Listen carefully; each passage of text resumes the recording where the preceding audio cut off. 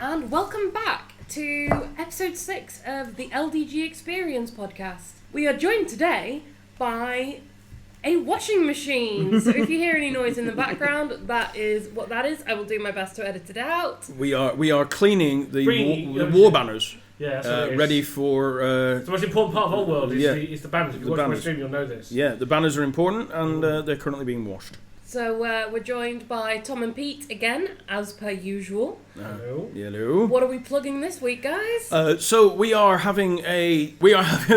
promoting obviously Lazy Dragon Gaming, which is mine and Evie's store. We have a website which you can find at lazydragongaming.com. And all the social medias are Lazy Dragon Gaming. The website, you can currently pre-order Paldean Fates and all sorts of other Pokemon goodness, as well as Yu-Gi-Oh!, Digimon, and everything else known to mankind, with Games Workshop coming back on the pre-orders very soon. We've just been dealing with pre-order goodness at Games Workshop with their inability to send out products on time. So we're just dealing with that first, and then we'll get back to Games Workshop. But everything else is there. Hopefully be back soon. Hopefully, by the time this podcast actually goes out, yeah, all the orders will have arrived. Yes, hopefully everything will have arrived in time, which will be nice. So. Yeah, me too. But yeah, Pete, go. Yes.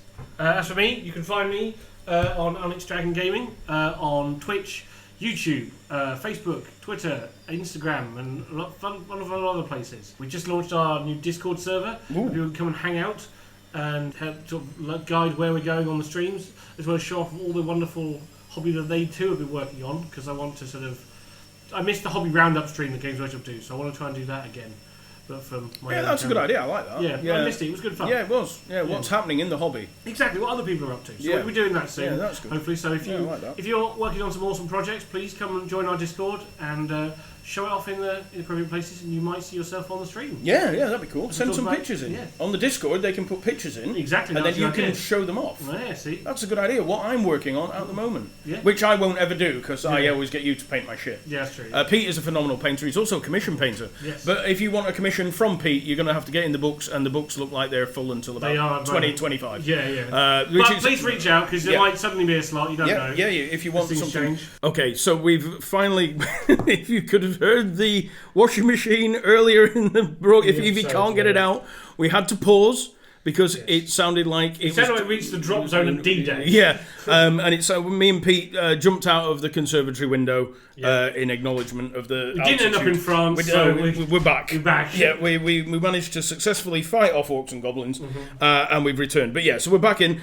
We've done all the plugs, I think. Yes. So buy things from me and Pete at Lazy Dragon Gaming and Onyx Dragon Gaming. Yes. That was basically the gist of what we were saying. Indeed. To the listener, nothing will have happened. But to us, lots of hilarity Through the magic of editing. Yeah, through the magic of editing, stuff happened. But from our point of view, stuff happened. So today, we're going to talk about two elves, pointy-eared bow twangers, that I don't really know a massive amount about, other than their names, Tyrion and Teclis. Yes. That one is a sword master of general high elf goodness, and the other is a high elf mage lord, or the high elf mage lord. Ridiculous prowess. Ridiculous prowess. Yes. I do have some details. They are twins. Indeed. Their birth is they're given in the Warhammer Wiki at 655 or 2157 Imperial calendar. Yes, because the 655 bit is the way that the High Elves do their calendars is every time there's a new Phoenix King, it starts at 0. Yes. So actually, this is like so this is X. So that would be 10. Yeah. The 10th Phoenix King then.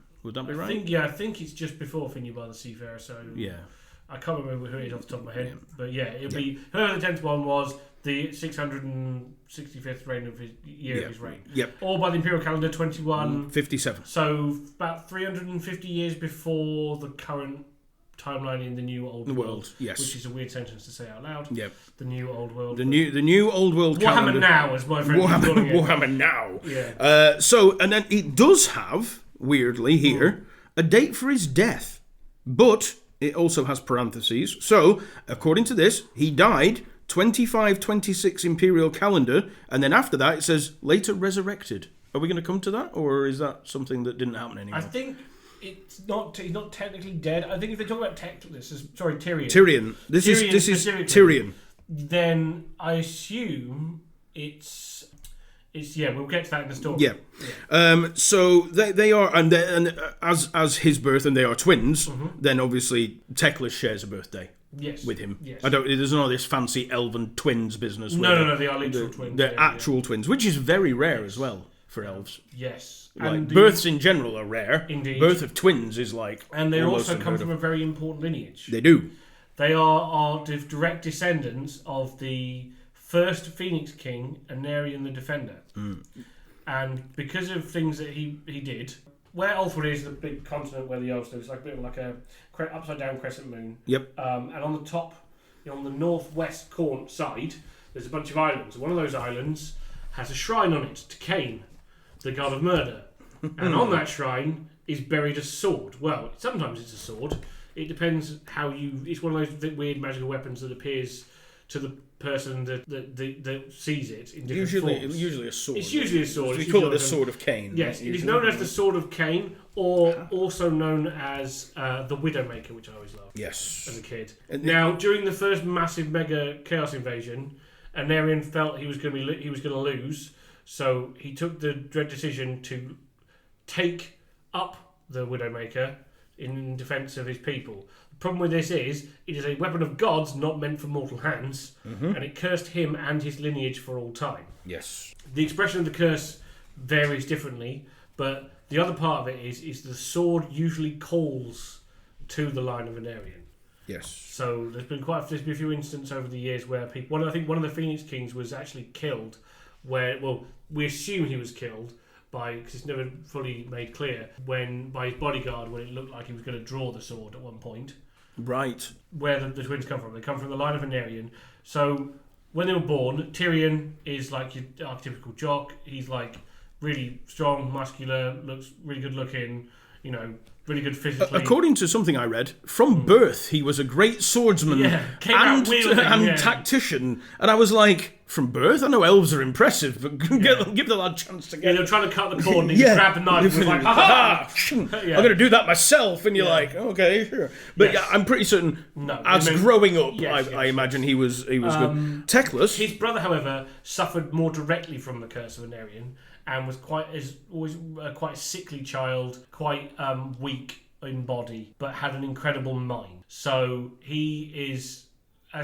we'll talk about as they go through the story. Yeah, he's incredibly weak at this point, but he's got a really smart brain and he's got a really good head for magic, especially. This will lead his brother Tyrion to become the greatest general of the age with his gifts, and lead Teclis to become the greatest mage of his and quite a few other generations. Yeah, the elves being exceptionally long-lived. Yes, he's also he's one of the most directly powerful wizards in the entirety of the Old World. So at the time of Old World, the new version of Warhammer Fantasy, they are alive. Yes. They're sort of getting grown up a bit. They're grown up.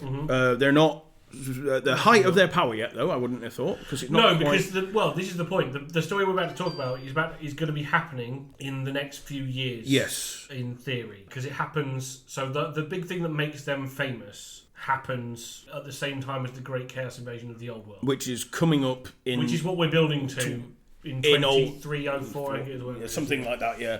Precise date. We're in 2250 and it's 2304, which is when I always, for some reason, think it's 2500, but it's not. It's 23.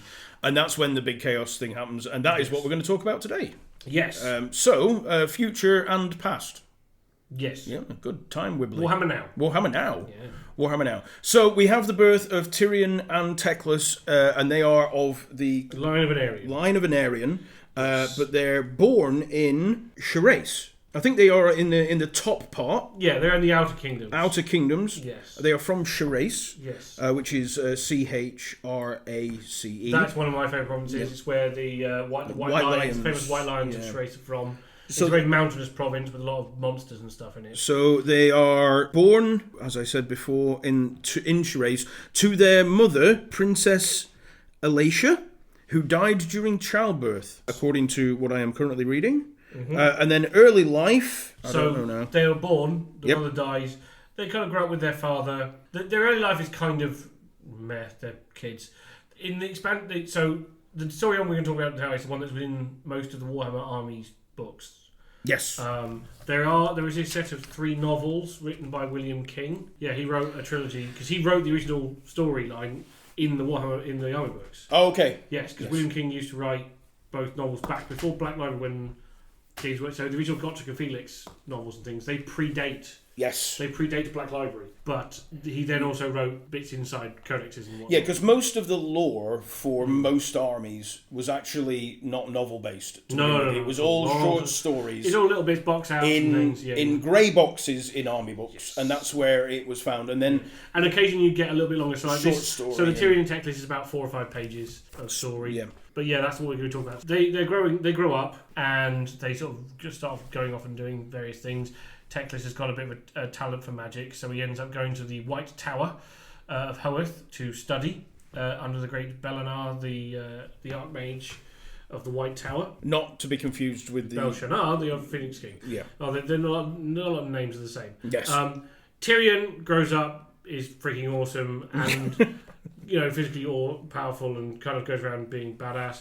At this current point, he's hanging out in Avalon, which is one of the inner provinces of Ulthuan, which is the home of the Everqueen. The Everqueen is married ceremonially, which is a very important note, to the Phoenix King, but that doesn't mean that it's actually like a proper actual marriage. Yeah, it's a marriage in the sense of this is what's supposed to happen to keep everything going the way it's meant to. It represents, the marriage is more of a symbolic thing. It represents it's not a marriage. It's not an actual marriage. It's not an actual marriage. They call it a marriage because there isn't really another word they for are ceremonially married. Yeah. That's the whole point. But they're not the joining of the kingdoms. But they're never expected to do much. No. So Tyrion and the Everqueen are getting friendly at this point, shall we say. It is at this moment, this is on literally as the old world is erupting into war, as Azavar is leading his mighty hosts. Yes. And at the same time, Malekith has decided this is the perfect opportunity to invade Ulthuan.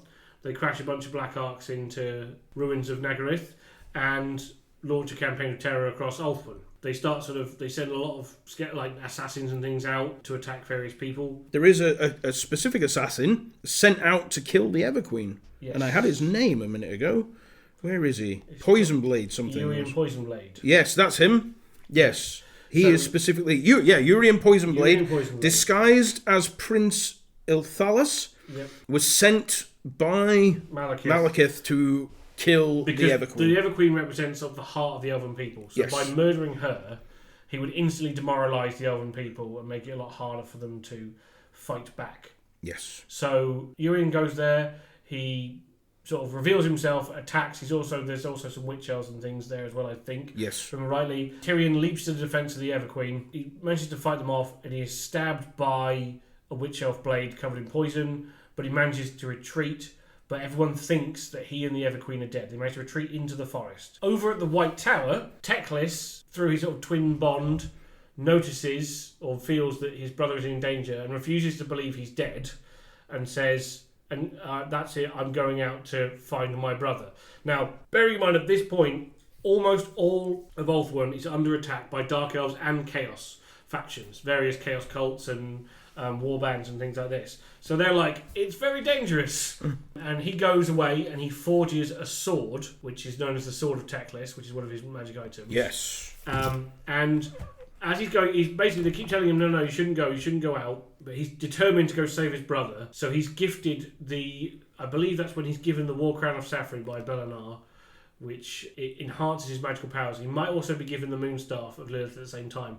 Because at this point... He's kitted up. Oh yeah, right. Because at this point, so the War Crown enhances his magical abilities. Yes. But the more important one is the Moonstaff. The Moonstaff is because at this point he's having to drink magical potions to give him enough strength to sort of carry on, like to keep walking about. So he gets given the Moonstaff and the power of the Moonstaff of Lilith, because it represents the Moon Goddess Lilith, and she grants him a portion of her power, which makes him sort of as capable as a regular elf. Because back in the old days, it was one of the editions where he could call upon the full power of the staff during the game, but if he did, he went down to toughness 2. Well, read from the 5th edition. I'll read from the 5th edition book, which I have in front of me. Yep. The Moonstaff of Lilith, 20-point magic item, may be used once.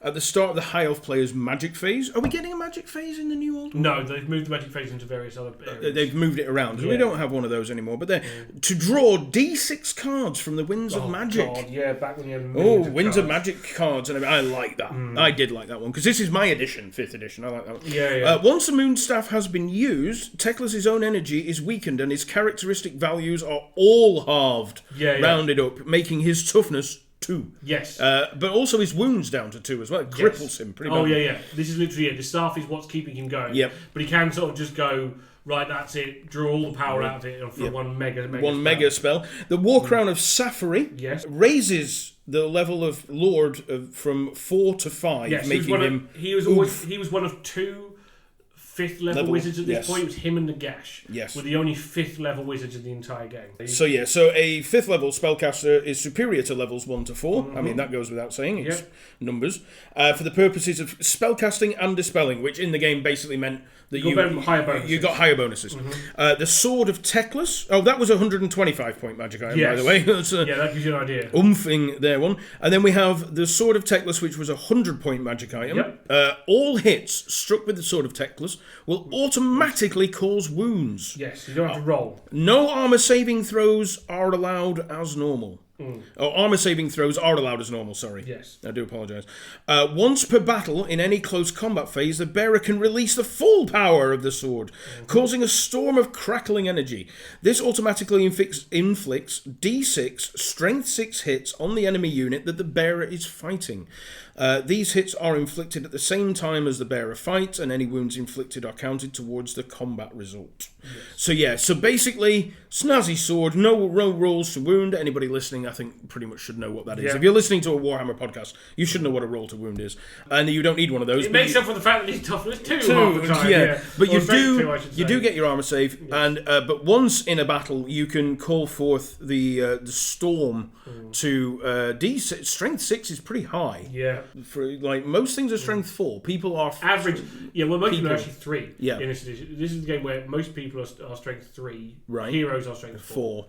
Toughness 4. So let me have a quick look at. Elves should be all 3. Let's have a look. Yeah, so your Elven Archers, strength 3, your Shadow Warriors, strength 3, toughness 3. So strength 6 hits against a unit is good. For example, like toughness 4 on most of your heroes and 5s on your... It means you're wounding on 2s? We're wounding on 2s, yes, because we're on the old chart. So he's basically kitted right up. He's dangerous to go alone, take these massive amounts of magic items. Take all these things with you. Yeah, bear in mind, he's also pretty nails to begin with when it comes to magic. He starts at level 4, which is good, and as we said... There's only, other than him, there's only Nagash. Bear in mind, in Age of Sigmar, Nagash is now a god. I think Teclis is pushing that way as well. Yeah, angry Chinese grandma and a weird cat, as I like to call them. Yeah.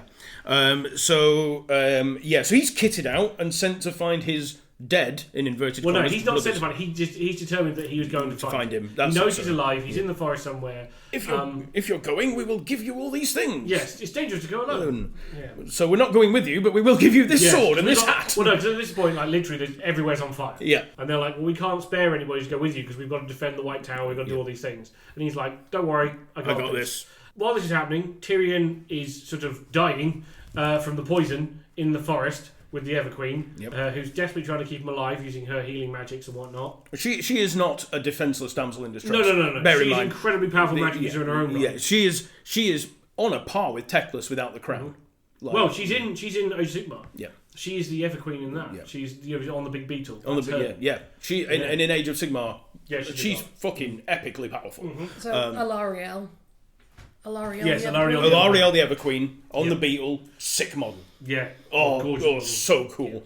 Yeah. Looks amazing on the battlefield. Yes, it's such a cool model. But yeah, she is not a damsel in distress. No. We have to put that forward. She is. But she when it comes to ninja assassins, she does need a little bit of help. Yeah, she can use magic, but if they get in close, she's toast. Yeah. She's not a fighter. Hearing about this, Malekith sends out more assassins to track down Tyrion and Teclis. This goes on for quite a while. They're hiding in the woods for a while because as this is going on, the Dark Elves are starting to win. Really, the Dark Elves and the Chaos forces are starting to win across because they think that the Evergreen's dead.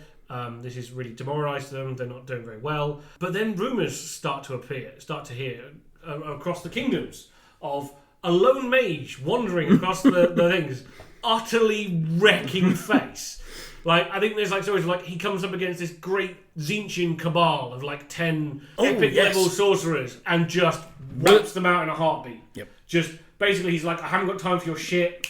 You know, boom, they're all gone. Yep. Yeah, he's wiping out Chaos hosts left and right as he's effectively just trudging along with his staff in one hand, sword in the other, towards Avalon. And this is starting to spark hope in some of the elves. Anyway, we cut back to the forest. Yes. The assassins they've located Tyrion, and they send out messages to Malekith, the king of the Dark Elves, that they've found the Everqueen and that they're going to kill her and her champion. Malekith is like, cool, but just to be sure, he sends in Nakari, he's made a deal with. Nakari is a keeper of secrets.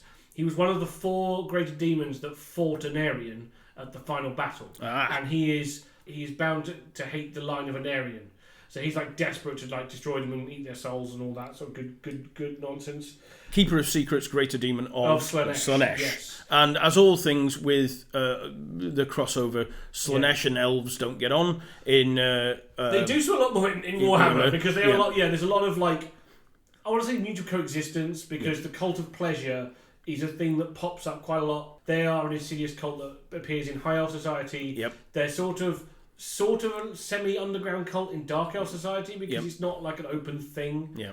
Morathi's the head of it, obviously. Yep. It's always Mum's fault. It is. Yeah. But she is incredibly hot. She is. And that's the problem. And that is the problem. But yeah, anyway, so yeah, he sends Nakari, Nakari comes crashing through the trees and is like, aha, now I can finally taste the blood of Aenarion, etc. When all of a sudden lightning splits the sky. And they sort of boom, massive crescendo, and Nakari sort of turns, and this sort of frail-looking figure comes out from the trees, and pretty much just kamehamehas the ever crap out of him, blasting back to the realms of chaos. And Teclis finally meets up with his brother, saving both him and the Everqueen. Their combined magics heal Tyrion. She then gives him a magic item known as the Heart of Avalon, I believe. Ooh, yep, Heart of Avalon. Heart of Avalon, which contains a lock of her hair. Okay, so let me very quickly. So 50. This is again 5th edition, so probably not the same going forward, but whatever. It is a ward. It's 50-point magic item. A gift from the Everqueen protects its bearer against hostile magics. The heart gives Tyrion a D6 saving throw of a 4+ against the effects of any magic spell. Yes. Note that this isn't a dispel. Yes. So it won't affect him, but buggered if anybody else is around. Oh, yeah, so massive fireball comes, lands on the unit. He's like, oh, that was alright, lads, wasn't it? As they're all on fire around. Yep. And the other thing is, if Tyrion is slain, the heart will break and release its power immediately to restore him to life with 1 wound. Yes. If this happens, the heart is destroyed. Yes. So not only does it keep him safe, it's also like a bit of a resort. Yeah, allows him to come back. It's an extra life. Yeah, it gives him a 1-up. Yes. Literally a 1-up because he comes back with 1 wound. So as I said, the brothers were reunited. Yep. He's gifted the Heart of Avalon. I believe they get a chance to meet up with their dad. And their dad's like, hey guys, wow, you guys have really grown since You've done really well for yourselves. Here, Tyrion, have some armour that belonged to your great-great-great-great-granddad. And this is... So he's given the dragon armour of Aenarion. Which is a 75-point magic item. This armour was forged on Vol's anvil long ago. Yes. Vol being the elven god of smiths. Yes. And Vol's anvil being located somewhere down in Caledor, I believe. Yes. It's like a big magical where the temple. Dragons are. Yes. Big magical temple fueled by dragon fire. Yes, indeed. To protect Aenarion, the first Phoenix King of Uthwan in the Great Wars against Chaos. Wearing his dragon armour and mounted upon his armoured steed. Help me out, Pete. Malhandir, I believe. Malhandir, thank you. Yep. It has an armour saving throw of 1+, which is... better than everybody else's. And also, at this point, I'll point out that this edition of the game, you didn't automatically fail on a 1. Yep. So if you didn't have any kind of armor modification on your attacks, that was tough. Yep. That just meant he would pass his armor save. But he cannot carry a shield. Oh no. Oh dear.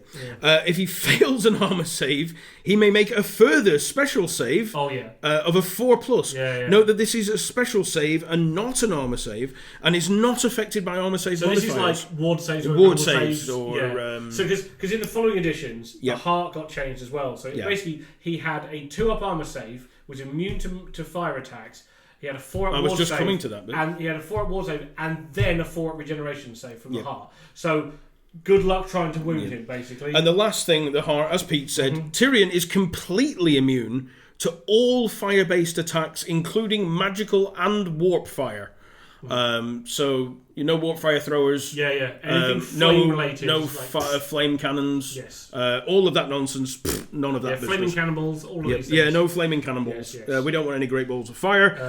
So good luck killing him. Yeah. He's pretty hardy. And he has a 1-up save. Yes, he's also gifted the magical sword Sunfang. Yes. Back to the book. Here we go. Yeah. So the Sunfang, the rune sword of Tyrion, is a 125 point magic item. It adds +3 to his strength, making him a strength 7, which, as we said before, strength 6 was good. So 7 being the magic number, I think, for the old charts. But I'm sure someone will tell me I'm wrong. Yeah. It adds each wound does not inflict 1, but D3 wounds. Yep. When used against demons, to hit from the Sunfang's wounds... sorry. I'll start again. When used against demons, a hit from the Sunfang wounds automatically and does D3 damage. Yep. So, fuck you, demons. Once per game in the shooting phase, you may direct... Basically, you turn into a flamethrower for one turn. Yep. You may direct a mighty firebolt from the Sunfang. Fucking hell. Use the flame template now. Yeah. Now then, ladies and gentlemen, I'm going to cause some controversy here. I don't like templates. Fuck templates. Everybody that loves templates, you are wrong. It is, I have to say, it's one of the things I'm really glad has kind of gone away from modern game design, is that now it's just you hit a number of times. The amount of arguments. Yep, all it does, this base isn't a fully half under your template. I tell you what, right, fucking hell. This has gone even further. I saw somebody on Facebook or somewhere in one of the groups about the old world was explaining about what you want, because when you do the templates now, apparently you put them in the middle of the unit. And he was doing a diagram of how you need to have certain rank sizes, because if you put it in the middle of this unit, it hits far more, even though there's the same number of guys. And I was like, this is why I don't like... The only good template... Well, there's 2 good templates that were ever in Warhammer. Go on. This is a random tangent, obviously. We know it was going to happen. The first best template was the Fallen Giant template. Yes. Because giants, if you hit them and did wounds to them, there was a chance they could fall over, literally. And they had a special template. It was great. Which was literally the outline of a giant on the floor. Yep. Do you know, you got that, a tangent again, you continued to get the Fallen Giant template in the template set in starter boxes, when the giants were just not used in any army ever. Yeah. But they were always in the starter boxes, just in case you fell a giant. In the Lizard Man Bretonian box. They also eventually did, when they brought out the plastic giant in 6th edition, which was a big deal at the time. Yeah, it was. It's the biggest kit ever. Yeah, now looks tiny next to it. It's really small. Sons of Behemoth. Everything else. They did a special template, see-through plastic template, that was designed to scale up to that giant. Right. For a brief time, which is really cool. That's anyway, awesome. And the second best template in all of Warhammer is the Foot of Gork. Yes. Which is literally a giant green foot. Yeah. Because Foot of Gork is a classic spell, and the whole point is that, Gork comes and stomps on your enemies, and then stomps again, and maybe again, and sometimes it's on your guys because it's orcs.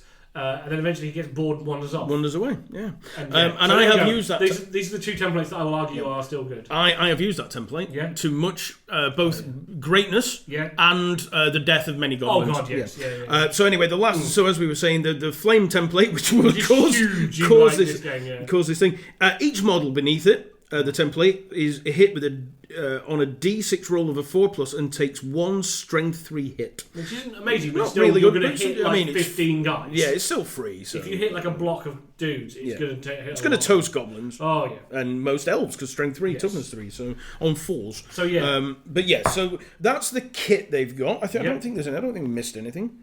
Okay, so we've covered most of it. Most of their technical magical outfits, but Teclis does have one more item, which is a Scroll of Hoeth. Yes. It's a 55-point magic item. Yes, because those who remember Dispel Scrolls, the ability to just go nope to one spell a game, the Scroll of Hoeth is like that, but on steroids. Yes. In various editions of the game, it gave the ability to not only dispel the scrolls a spell, but also make them forget it for the rest of the game. Yeah, so you'd be like, no, I don't want you to cast that spell, and I don't want you to cast it ever again. So according to this one, in the 5th edition version, can use the scroll to dispel an enemy's spell as it's cast. Yep. The player declares that they're using it, and the spell is dispelled just as if you successfully dispelled it. It can only be used against a spell that is cast and not already in play, and it cannot dispel total power. This is back when we had It's just what people know as this irresistible force. Alternatively, Teclis can use the scroll once to cast a spell, no power required, to cast the spell because the scroll provides the power needed. It's a bit different back in the day. Yeah, and then the scroll can only be used twice per game, and then it becomes useless. So basically it gets 2 dispels or 2 casts, which is better than every other dispel scroll, which just did it once and wouldn't cast a spell. No. So that is their entire 5th edition loadout. And one thing I have missed actually. Tyrion, it was 425 points as of printing of the 5th edition book, and Teclis, just to prove how ridiculous he was, is 630. Yes. So that's just to give you what you pay for one of the 2 only level 5 wizards. So you pay plenty for Teclis, but you get definitely bang for your buck. Most definitely you do. And then so we've recovered the Everqueen. Yes. We fought off the demon. Yeah, we've hugged it out with Dad. We've hugged it out with Dad and now Tyrion has been given his upgrades because Teclis has already had his. And we go off to fight Dark Elves now and demons and things. I believe we split up. Yep. Tyrion goes to lead the forces of the Phoenix King in sort of fending off and defending Lothar and the capital. Yep. And I think Teclis goes back to help Hoeth and the White Tower. And the White Tower. Yep. This all comes to they slowly beat back the various forces, and it comes to a head at the legendary Battle of Finival Plain. Yes. Where, the Battle of Finival Plain has some really fun moments in it. I found it, dear listener. Yes. Right, go on, carry on. So I believe the Battle of Finival Plain, it's the big climactic battle of the invasion. You've got Tyrion and Teclis on one side, you've got Malekith and his horde on the other. Before the battle itself starts, I can't remember who it is who starts out challenging.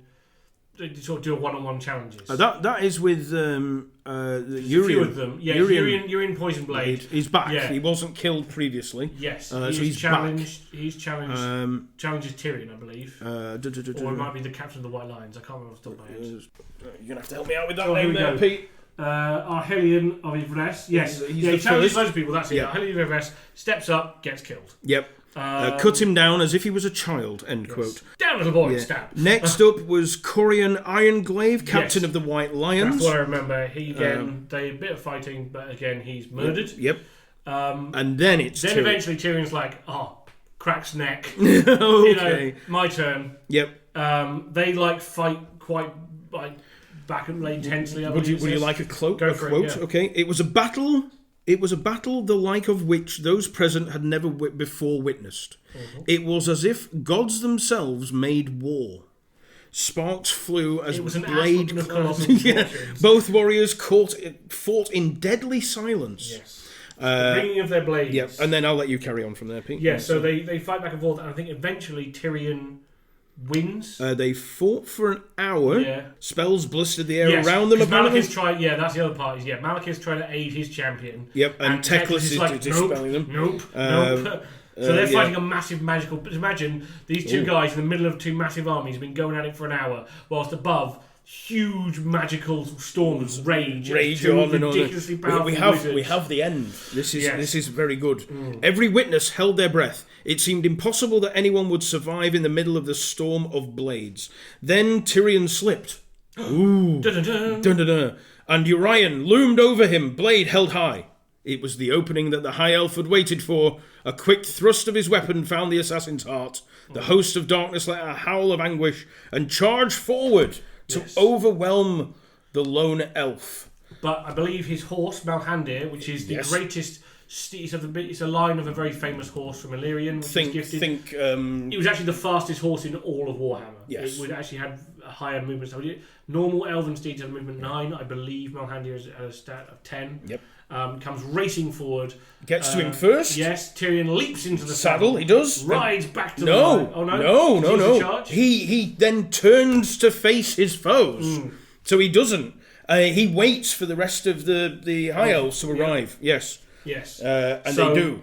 So yeah, then battle is joined. It is. There's a lot of fighting back and forth. I believe one of the notable actions that happens here is Tyrion ends up fighting the captain of the Blackguard of Nagaroth, which is Malekith's personal bodyguard. Yes. And I believe this is where Sunfang gets chipped. Ooh. Yes. Ooh, his dear. mighty halberd of Coron, the Black Halberd, chips Sunfang. Now, I find this particularly cool because tangent time. Ooh. So We Games like Workshop, it. briefly, there was a point where Games Workshop were going in partnership with Raven Armories, I think it was, the guys who make the Slayer sword. Oh, yes. If you win, by the way, yeah, the Slayer sword is the ultimate painting competition for Games Workshop models held every year. The trophy is a literal sword. It is cool. Yeah, you have to. As fuck. Somebody actually cut themselves on it once. Yeah. Which is why now when you get given it, you have to wear a chainmail glove. Yep. So in partnership with the same company, they've been making the Slayer sword for years and years and years. They were going to make a couple of notable swords from Warhammer. So the first one they made, and the one that they actually fully released, was the Slayer of Kings, which is Archaeon's sword, which is really cool. It's in black steel. It's got all these horrible, nasty barbs on it. It's got really hooked crossguard. That's the one for the Everchosen. The Everchosen It is sword. Archaeon sword. Archaeon yeah. sword, yeah. This used to hang. Both of these swords used to hang in Bugman's as well because they had a few versions of them kicking about. I remember they were in the GW archive when I worked there, and there may have been a couple of days where I was kind of dual wielding Sunfang and the Slayer of Kings because it's freaking cool. Yep. And they made Sunfang was going to be the next one. It never got fully released, I don't believe, but we had a few of the prototypes, the first few there. And one of the things I did love about it was that it had the little nick missing. Oh, from that is awesome. Yes, we like that. So this really cool leaf shape. It had all the runes etched into it of something, but it had the little chip for chorus. Oh, so yeah, a little awesome. diatribe, a little story there, but yeah, I always found that really cool. One thing to point out, actually, at the Battle of Finual Plain is that it wasn't just Dark Elves against High Elves. There were quite a lot of demons of Slaanesh, by the looks of it. Yes. I don't know if any of the others were there, but it does mention Nakari Slaanesh. is also there. Yep. Because I think him and Teclis sort of stare down Yep. and have a bit of a fight. Over the sort of top of this, there's obviously a massive magical duel going on between the Witch King and Teclis. And I believe in a final sort of right, that's it, we need to get this over with, Teclis draws upon the power of the staff, launches an absolutely colossal spell at Malekith, which he cannot stop. And in order to save himself, Malekith has to cast himself into the realm of chaos. Ooh. Yes. That's bad. Literally in the middle of the realm of chaos. He will return, and this venture has made him somewhat angry, more so than usual. I think it takes him a few decades actually to make it back to Nagaroth. I can't remember how long it takes, but he comes out all battered and everything, but very angry, slightly more powerful. I am put out by this inconvenience. I have been mildly discombobulated. Yeah. So, So with the sort of apparent death of their lord, this is the turning of the tide of the Battle of Finual Plain, where Teclis is like, okay, cool, now there's no one to stop me. And if you've ever played against spells like the Comet of Cassandora or Dwellers Below. Below. Yeah, can you imagine all of it? This starts just raining down on the battlefield. So the forces of evil are like, sod this for a game of soldiers. We are off back on the Black Arcs. Yes, so they jump back in their Black Arcs and they're like, oh, peace out. Yep, because they are, of course, Canadian. Canadian, we established this last time. No, it's not going very well for us, eh? So yeah. So there's peace out. Yes. Off they pop. And yay, there was much rejoicing. Yes. And there's still a bunch of marauding Dark Elves and chaos. Oh, they didn't put an end to them. There wasn't the end. No, there's a bunch of them there was knocking about. So they're like, right, we defeat the main force, we declare out Ulthuan, and the brothers are about to sort of go, okay, we're gonna do this, cleanse Ulthuan forever. When a battered ship from the Empire appears in the harbour of Lothern, bearing I think his name is, it's Peter Laszlo. It is Peter Laszlo, personal ambassador of Magnus the Pious. Yes. So the war is not going well for the forces of good over in the old world. And they have come to Ulthuan to beg for the aid of the High Elves. Would you like a quote? I have a question. Oh, you have a Before question? we go to a quote. Oh, So Magnus the Pious. Indeed. Yes. Any relation to Magnus the Red? No, this is a whole different thing. No. Oh, right. It's just Magnus is a suspiciously German name, and the Empire is suspiciously German. Yeah. Basically, you've got suspicious Germans in the Empire and suspicious French in Bretonnia. And suspicious English people on Albion. Yeah. Yes. And every Druids, apparently. and then very Canadian Dark Elves now, which will be forever a thing. And the High Elves are all pointy-eared, bow-twanging ponces. Yes. From Oxford. From So- Oxford, Yeah. yes. This is going to be a thing now that if we ever go to a convention or a tournament or anything, and someone suggests that the Dark Elves are Canadian, Yeah. Yes. we're going to know that Yeah, they we listen to really our claimed that it podcast. was here first. You You heard it here first. You heard it here folks. first, folks. So I'm sorry. Yes. So if anybody's ever playing Dark Elves and so, what's all this about? Yeah. But yeah, so the quote is, Piotr Laszlo, personal ambassador of Magnus the Pious, he bore a tale of woe from the old world. The armies of chaos had overrun Keslev. Nobody was surprised. And looked set to sweep over the lands of men. Magnus had led the human defence of the Empire and, desperate for help, had sent to the elves for aid. It does say here that the elves could barely spare a single Yeah, warrior. they were a bit like, sorry, like, mate, sorry, we've got mate. our own problems. I'm not too sure what you think we've been doing this To whole time. which Teclis goes, I got this. I got this. We'll go. And he goes with his two friends, Yrtil and Fenrir. Let me have a quick look. Yrtil and Fenrir, two of his old comrades from the tower. Yes, the three of them. That sounds a bit basically dodgy, go, doesn't it? We'll step up. His frat bros. Him and his frat bros are like, right, the spring break. Yeah, so they're like, no, they go over That would be to. fucking sick if they talk like that. Yeah. Whoa, bro. Bro, we're gonna go and help Magnus the Pious, bro. Bro, we're gonna fight back the forces of chaos, dude. Yeah, so that's it. Yeah, Canadian. Dark Elves are Canadian, and clearly High Elves are all surfer dudes. The White Tower of Hoeth is predominantly made up of fucking surfer bros. Yeah. But it does say here, hearing once more the call of destiny, Yes. Teclis volunteered to go to the aid of mankind. Yrtil and Fenrir. Destiny's like, fuck off to the old world. The two brothers parted at the docks of Lothern. Yeah. I always want to say Lothlorien, and it's not. No, it's nothing Lothern. remotely like that. No, it wouldn't be. Wouldn't be anything remote. Or like the Forest of Lorelorn in the north of the Empire. Nothing remotely like Tolkien at all. I do want to quickly, very quickly, run through. I've noticed a consistency with the Wheel of Time trilogy. Oh, yeah. They've got the White Tower where the wizards Yes. live. Oh, see, I didn't know that. Yeah, no, they have a White Tower in the Wheel of Time. Yeah. In the Wheel of Time, they have the White Tower where all the magic users. Well, you know what they say? go. If you steal from one person, that's plagiarism. But if you steal from lots of people, that's research. Yes. Yes. But yes, nobody ever accused Games Workshop of any kind of idea thievery throughout. Michael Moorcock. Michael. Right, so just very quickly, because I want to cover something, because we've covered the battles, Yes. and they've split up now, the brothers, and Teclis has gone off to save Magnus the Pious and his lads, Yep. and we'll get to a little bit of that in a second, because it does cover a little It's bit important more. for the Empire. It is important for the Empire. But for Tyrion, his titles I find quite interesting. Yes. So he is the heir of Aenarion. Yes. He is the defender of Uthwan. Yes. That's He his is- general title. Yes, he is the dragon of Kothek. Kothik. The Reaper, which is given to him by the Dark Elves. Yep. Orc Bane, Given to him by. orcs. Yeah. Yeah, and probably the Red Fang tribe, which is Grom's lot, right? Gone the Paunches. Gone the Misty Mountain. Paunches, Misty Mountains. Yeah, I think he That's, was. no, his fight's mostly with Eltharion, Warden of Tower. Oh, is it a Press. different one then? Okay, maybe. His nemesis is Eltharion, the I see. Warden of Tory Rest. Tory breast. Later to become Eltharion, the Blind Ninja. Yes. And Man Killer. And this is the one that sort of made me go, Chaos. Okay, there we go. Yeah. Right. And then one last thing. That we know that Tyrion is very close with the Ever Queen. Yes.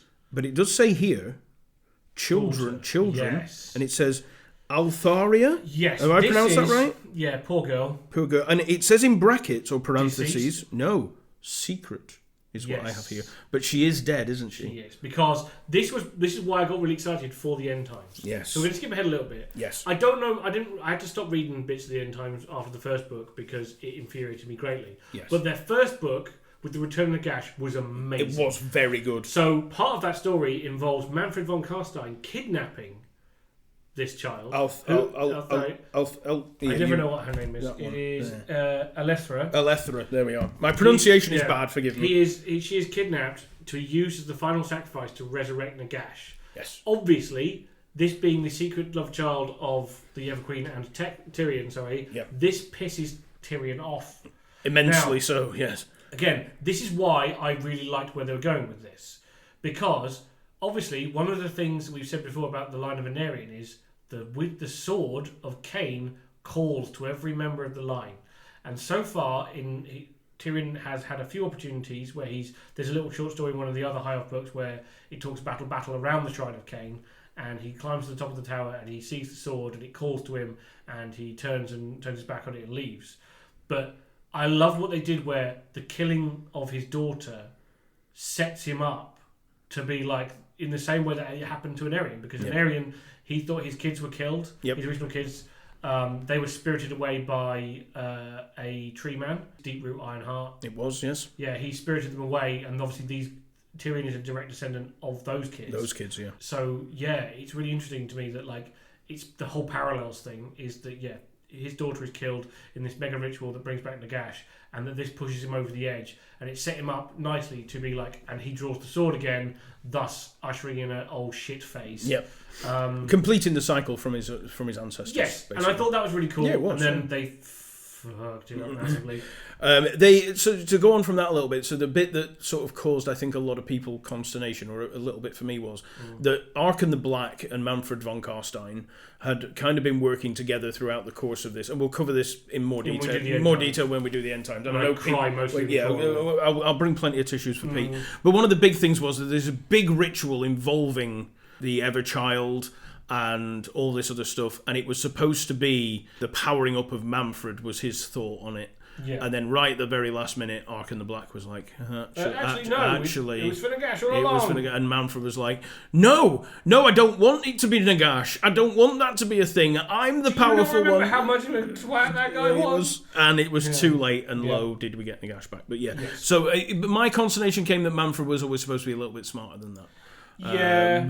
But villains being villains. Yes. But anyway, back to where we were. So that's a little thing that we're going to cover, and that will become. And the reason I brought that up about the children part and segued slightly was because it's relevant later. It is for the end times. Yes, because we're going to stop. We don't know a lot about that. So this is the final part is. So Teclis goes off to the old world now. Helps Magnus the Pious in the defeat of Azavar Kul and his great horde. Yes. And one of the big things he does is he teaches the humans how to wield magic. So when you're in the Warhammer world, there are 8 winds of magic. I need to say chaos there. There are 8 winds of magic, different colours, and the elves are powerful enough to use what's called high magic, which is a combination of all 8 winds together. But he realised that humans weren't quite as stable or powerful enough to do that, so he taught them how to channel one wind specifically. So the various. I'm getting there. We start. I'm getting there. Various colleges of magic. Here we go. I'm getting there. I know what they all are. Okay. I can list all of them. Yes, we'll do that. I want to make sure you're right. Yes. Oh yeah. I'm testing your knowledge now. Yeah. I could test you on what the elves call them. Do you know that? Oh, the weird things like gear and Akshi, and I don't know all Do you know the ones? other names. Okay. I know Akshi is fire. That's the only one I know. It's spelt Aqshy. Yes. The red wind, the law of fire. Yep. Okay, go. Yes, we have Giran, which is I want to say the wind of beasts. Oh, hang on. Because actually, if you know, so that one is Gur, which is Ghur, the brown wind, the law of being the brown wind. So anyway, I'll go with ones I know. Go on. So we have fire, beasts, heavens. Hang on. No. Yes. No. Yes. No. Celestial wind. The law of heavens. Heavens. Yes. Heavens. Yes. Heavens. Light. Yes. So that's 4. Yep. And then we have life. Yes. We have shadow. Yes. We have death. No. Yes. Shaish. Yes. Shaish. Yes. Found it. And then metal. Yes. There we go. Yes. See, I knew right, so I'll go through them as per their other names as well, but I'm not going to try and pronounce them because they're weird. So as I said, we have Aqshy, which is the red wind. Aqshi, the law of fire. We have Azure, or Azir, the blue wind, which is the law of heavens. Yes. Shimon. Yep. Which is the yellow wind, the law of metal. Yep. Balthazar Gelt being the proponent. Current. What was it? Current, future, future, past. Maybe. He was the best. He was the Lord, he was the head of the College of Metal, and became the supreme after Thyris Gorman. Yes. Who was the fire. Yeah. Gur, which Ghur, the brown. The brown wind. The brown wind. The lore of beasts. The most dangerous of the winds. I'm not sure. brown I'm not wind. sure if the brown wind is because the next one's Gyron or Gyran, the green wind. Now, if you've progressed from the brown wind to the green wind, H, HYSH, the white wind, the lore of light. Yep. Shyish, which is what the purple's named after, because of course the purple wind, the lore of death. Purple wind just sounds like a 70s prog rock. It does, yes. So they've pretty much taken the winds of magic And made it into realms. from the Argers in the Wheel of Time. Yes. Right, there we go. And then Another Ulgu, parallel. or Ulgu, Ulgu is the road shadow. the grey wind, Grey wind, yeah. or the lore of shadow. See, again, quick tangent, because I love this. My favourite of the Colleges of Magic is the Lore of Shadow, the College of Shadow, because their whole gimmick, right, they are basically Gandalf, Yes. right? But if Gandalf also worked for MI5.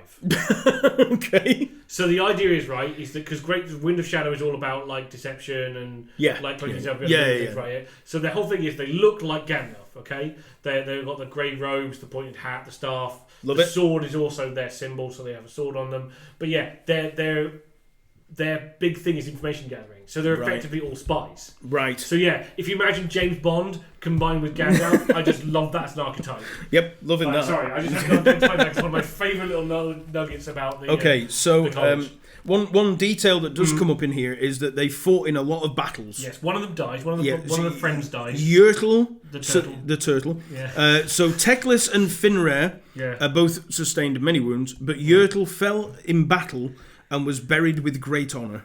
But it was after really thick.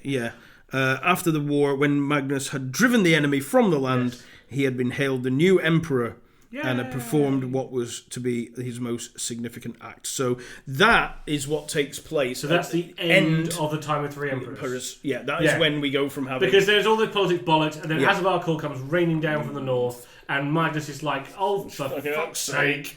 And just goes in with like, right, I'll do it myself. Calls a bunch of people together, and then he's just like, and then at the end, everyone else is a bit like, shit, we can't really say no now, can we? Because you just kicked the shit out of the Everchosen. Whoops. But yeah, so that battle, this particular part, is what falls to the end of the era that we are currently in yes, so we are currently building up to this fight, this conflict, and that is why because it is like a world war. Because obviously it happens. The chaos invasions happen everywhere. Yeah, all over the place. Even the Cathayans will be involved. Yeah, maybe. Hopefully. Definitely. But they're war bears. With the oh, please make war bears. I can't wait for war bears. War bear chariots war bears. So we've done that, and we've got and that is after that happens, they establish the colleges of magic. Yes. So they teach them magic, and then they go, hang on, let's make it a bit better. Yeah, they're like, here's how to make it safer for you puny humans. Because it's one of the things I want to get a little bit tired of. In the old Warhammer Fantasy role-playing game, Wizard was one of the classes you could do. Yes. And once you got to the very top, because the way it used to work progression was you progress from career to career, and there were magic ones, and like Battle Wizard was like the top magic one, and it has a specific note at the end, and it's like, if you are a human, you have reached the pinnacle of magical ability. You are one of the most powerful battle wizards in the Empire. And then it says, if you are an elf, you are just about ready to begin your training at the White Towers. So after they've done that and they've buried their mate, because sadness, poor turtle. Teclis then returns home. Yes. And it says here that they meet again at their ancestral home in the year 2326 to bury their dad. Bury their father. Yes, very sadly. And it is this point that Tyrion is now chosen as champion of the Everqueen. Yes, champion in inverted commas. In inverted commas, because we all know what's coming next. Yeah. Probably. Definitely. Yeah. Yes. There is a little bit of a thing at the end against Eric Redax's army, some Norse raiders. Yeah, this is basically the sort of the mopping to their up main story. They go on to have other magical adventures. Yeah. Teclis ends up hanging around with Gotrek and Felix for a while. He does, yes. In Lustria, which is really cool. Goes off to see some lizards. Yeah, he does. And the wonderful thing about lizards is lizards are wonderful things. They're mostly made out of teeth and stabby bits. Yeah. But then it does say... I thought that was Tiggers. No, the Tiggers are not mostly made out of teeth. Tiggers, they're made out of rubber and springs. Wait, what? I'm going to be like The one watching thing about tickets are made of teeth and sharp That's the sappy. one. Well, that's one of the things. Squigs. We're talking about. Squigs, of course. They're made out of rubber and teeth. Yeah. No. And you're not giving our children any toys. Yeah. Ever. Yeah. Every toy you buy must come through me first. Yeah. Because, look what I bought. Oh, good. It's a live squig. Yeah. Like, blah, blah, blah, blah, blah. No, It's a tickle me squigmo. Oh, don't. You were doing the Tigger. I was doing the Tigger song, but I changed it to lizard. Change the words. Yeah, I changed the words to lizard. Yeah, but it's So- Tigger. Yeah, no, we know. Right. Anyway. What we're looking for is Anyway, it does say here, Pete, Yep. just as They lived the happily Tyrion. ever Oh no. No, they did not. Tyrion was not the only one enjoying himself Ooh. after their father's sadness of their father's funeral, because it says Teclis probes the ancient mysteries of sorcery at the White Tower. Oh. Is that a double entendre? No. No. He goes and No, has. he's a nerd. He's a nerd. He's he a goes. nerd. He goes and. This is where he starts learning about like how the old world built Yeah. the world and everything, and Yeah. this is part of his thing of going, oh crap, we need to go to Lustria. Yeah, we've got to go up. Oh, bloody hell! Look at these frogs over there. Yeah. We better go and have a look at them and see Yeah. what's going We on. might have broken something with this whole magical vortex thing. Oh crap. Oh shit! We better go and have a quick check on that. And that is. Yeah, that brings us to the. This is again. It's. I was about to say it brings us to the current timeline, but doesn't, it doesn't. It no. brings us to somewhere in the future, which is also in the past. It brings us to Warhammer now. So for us, in timeline. In the from the point of view of the old world, World. this is about 50 to 70 years Yes. in the future. Yes. But It's all yet to come. if you are listening to this in respect of the end times, this is the beginning of the This story. is the This is their- beginning. Yeah, of this the, is their origin story. Yeah, this is the beginning of the run up Yes. to the end times, because Tyrion's daughter is pivotal Yes. in the end times. It's even though it's a very small And section. everything that Teclis does is utterly stupid and moronic and makes absolutely no sense for his character or any of the other part of the thing. Yeah. That's what I'll say for now. Yes. He's but yes, so we are up to and past date, Yes. because some of this stuff hasn't happened yet. No. But it will happen. Yes. But it already has happened. Also yes. Yes.